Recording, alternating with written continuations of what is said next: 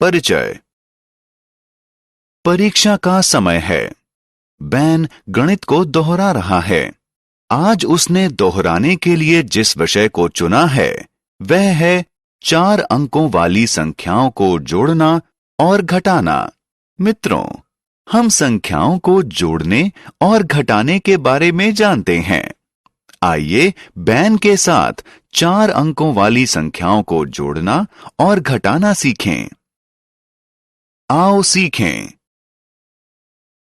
4 अंकों वाली संख्याओं को जोड़ना, 4 अंकों वाली संख्याओं को घटाना, अंक रेखा का इस्तेमाल करके योग का अनुमान लगाना, घुमावदार स्थानांतरण यानी कर्व्ड शिफ्टिंग के इस्तेमाल से अनुमान लगाना, 4 अंकों वाली संख्याओं का योग।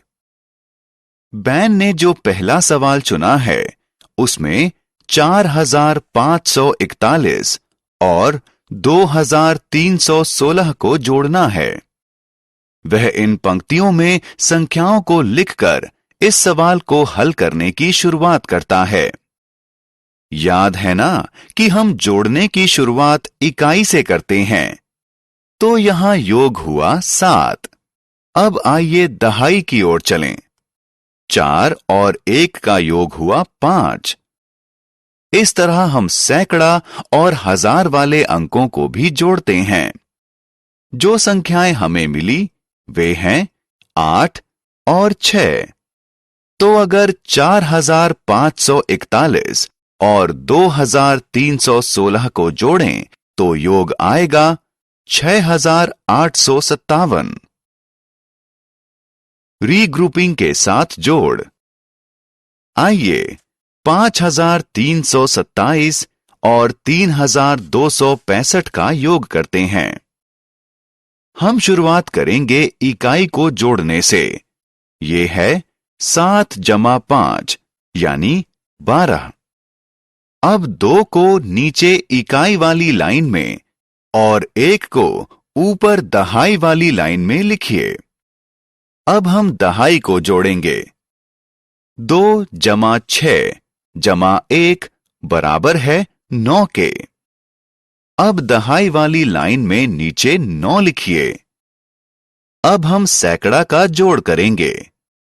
3 जमा 2 होता है 5। सैकड़ा वाली लाइन में नीचे 5 लिखिए। इसी तरह हजार जोड़िए। हमें जवाब मिलता है 8। इसलिए 5327 और 3265 का योग बनता है 8592। 4 अंक वाली संख्याओं को घटाना। मित्रों, अब बैन संख्याओं को घटाएगा। तो आइए 3212 को 6543 में से घटाएं। संख्याओं को उनके कॉलम में लिखें।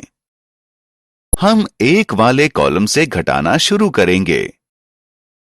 3 में से 2 घटाने पर मिलता है 1। अब घटाइए दहाइयां। 4 में से 1 घटाएंगे तो मिलेगा 3।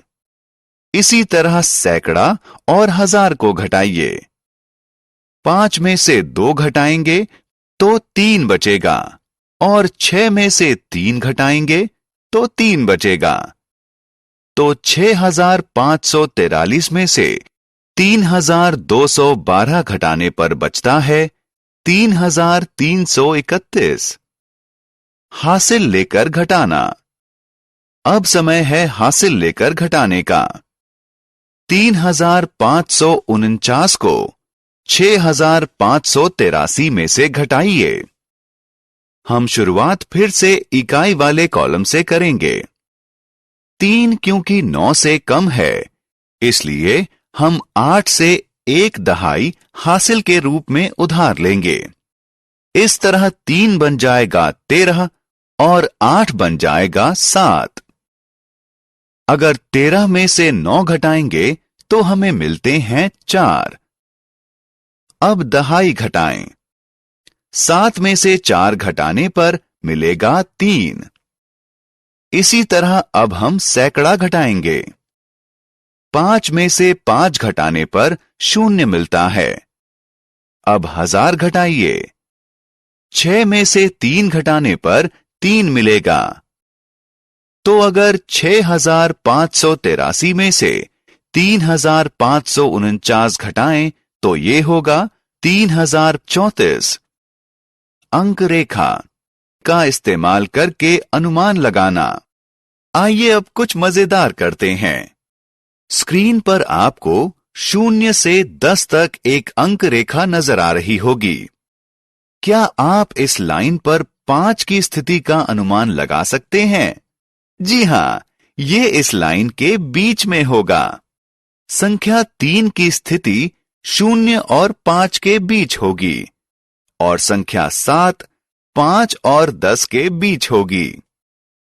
आइए 3 और 6 को जोड़ते हैं।